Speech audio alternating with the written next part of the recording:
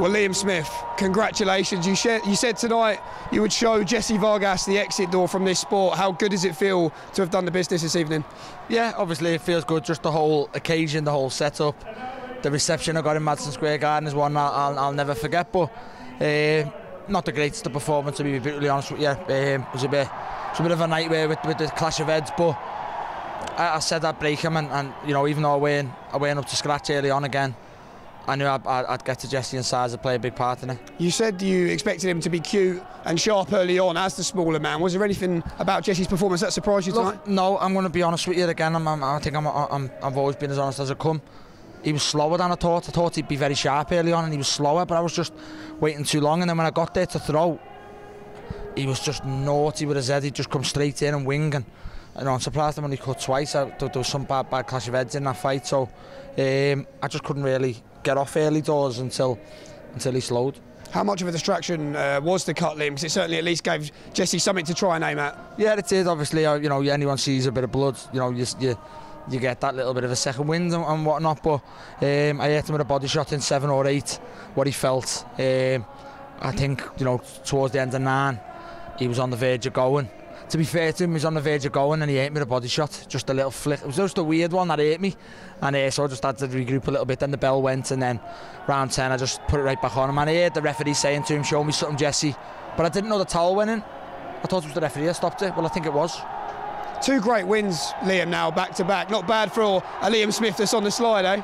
Yeah, of course. You know, I'm still, you know, I've just been chief supporter at Madison Square Garden and got an unbelievable reception. You know, obviously that crowd was bouncing then, and pro 13 years, I'm still in big fights, and you know, again, regardless of how it looked, I've just stopped Jessie Vargas, the first man to stop him. I'm knocking on the door for big fights again. How good does it feel to be proving these people wrong and showing just how much you do still have left? Yeah, of course, obviously. Look, let them come and spar me, and then you know, see. Like I say, the minute I'm getting beat up every week in sparring, is the minute I'll jib it, and then, you know, I still know what I'm doing in the gym. I still know what numbers I'm getting, and I still know what results I'm getting. Let's have it right. I should have won in Russia also. And besides, so from the Jaime Munguia fight, I should have beat Sam Eglinton, you know, Mario Lozano, Garcia. Should have won in Russia, beat Fowler, now beat Jessie. That's all since Jaime Munguia. I should not have lost in Russia, and I feel I still got a lot left to give anyway.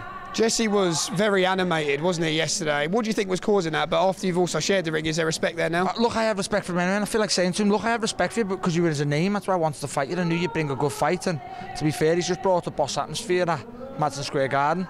So I've got massive respect for him. He's been a good pro over the years. But it did get a little bit like, you know, I was a little bit pissed off with him that it took this long to happen.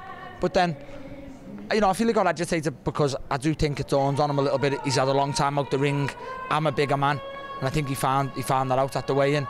And you know, he's a nice gentleman outside the ring, but seemed to get dead orientated yesterday. So, no, don't know. In terms of what is to come next then, Beefy, I want you to enjoy this victory and go and enjoy the main event as well, but names that stick out, what do you see as the next logical option? You know, any that was for the WBO Intercontinental, I've got good rankings with them, I've got good rankings with the WBA.